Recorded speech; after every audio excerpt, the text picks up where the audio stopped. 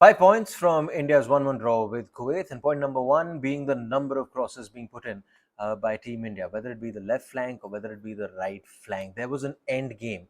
There was an end result to all the moves in open play.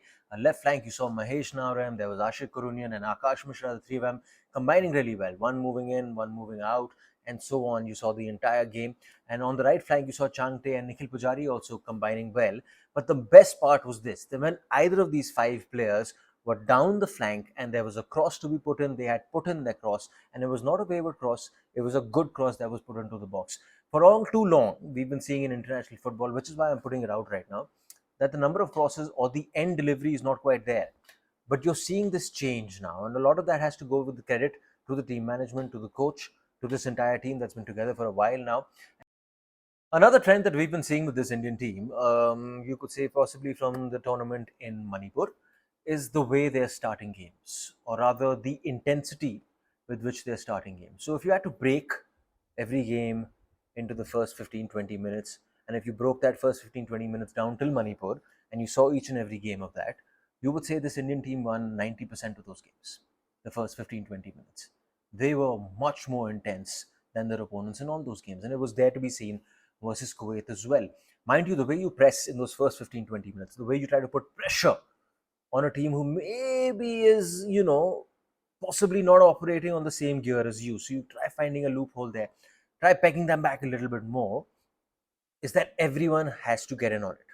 If there is even one guy or even two guys who are off pace and not quite matching the pace of your team and you're pressing the other team, then there are gaps to be found. Gaps to be found, a team like Kuwait would have easily found those gaps, but that was not there to be seen. The entire team pressed together. There was an intensity with which they were snatching the ball. There was an intensity with which they were taking those one-on-one duels, courtesy of which they were caused at least 4 or 5 turnovers in those first 20 minutes, putting a counter back on the Kuwaitis. And it is so good to see which they're starting this game, because they're starting this game in a very dominant position, and then of course the game takes its own natural course. But the first 15-20 minutes for a team like India to come and really command that dominance, it is so good to see. The next point has to go, in my opinion, to India's best player over the last month and a half, and his name is SANDESH JHINGAN. There is no doubt about it. I think this is the best that I have seen SANDESH play in India colours for a long, long time. First, the positives, and the big positive being that he is dominating that space that he's operating in. He's dominating it to a sense where he's not pushing things, where he's not rushing things. He knows exactly how he's operating and what that space around him is. He's reading the game extremely well, reading the game beautifully. If you see all the challenges that he's making, except for the yellow card that was given to him, you see all the challenges not just in Kuwait but the games before that. How many of them have turned out to be rash challenges? How many of them have turned out to be challenges where he's ended up fouling the attacker?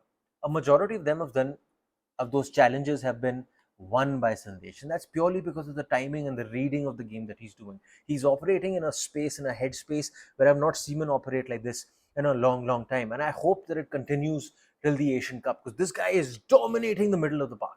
He is dominating the middle of the park. Yes, Anwar Ali is good. Yes, Anwar Ali is a massive addition to the center of the park, but when it comes to defending, when it comes to owning that space, really just owning that space, Anwar just needs to look right, because there's the man. He is looking like India's best defender. The fourth point has to go to someone I have been a little critical of in the past. He's a player I thought wasn't offering you much in the middle of the park, and that player is JEAKSON SINGH. But if you saw him operate not just versus Kuwait, but the way he's been operating in these last month and a half that the Indian team has been playing on the field, you'd have to say that JEAKSON SINGH is lending some much needed solidity in the middle of the park. Why? The position that he's operating, firstly, more than what he does on the ball, it's off the ball, how he maintains shape. That is his biggest plus. He doesn't venture out too much in front. He knows his job is to man that space in front of the stopper backs and right behind Anirudh Thapa or whoever the second midfielder is with him, because that is an offensive-minded midfielder. So you have to man that space for all these guys bombing forward and the guys from the fullbacks bombing forward. So you have to be there in the middle to give cover to SANDESH JHINGAN and Anwar Ali. if someone is a little too ambitious in that position, and you're going a little wavered into different positions asking for the ball, because those are positions where a lot of times you're not being marked, so you're free, so you tend to ask for the ball then, or you tend to operate and tend to help your team out in attack. But what Jackson Singh does is, you see the way he moves up until he's sure that an attack cannot come back on the Indian team.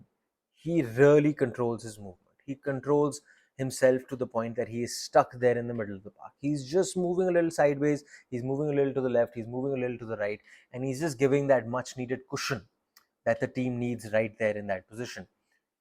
Even with regards to his distribution, what does he do?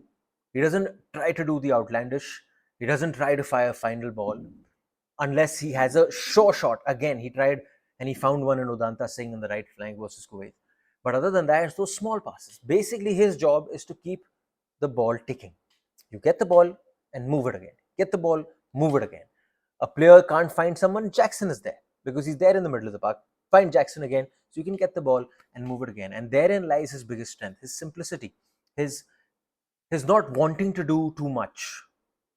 Don't take this in the wrong way, but his not wanting to do much in that position is the biggest plus for the Indian team. Even when he was going in for his tackles, those one-on-one duels, he showed enough strength, much stronger than the Kuwaiti counterparts. And so it's really good to see, because now you have those three guys. There is Sandesh, there is Anwar, and there's Jackson in front of them. These three guys who are really solid defenders. These three guys who know their space really well. And then after that comes everything with the ball. Yes, Anwar is extremely good with the ball, but first is the defending. The fifth and final point has to be the coach, Igor STIMAC. And it's a bit bittersweet, because on the one hand, you'd say he's possibly enjoying his finest few months with the Indian team.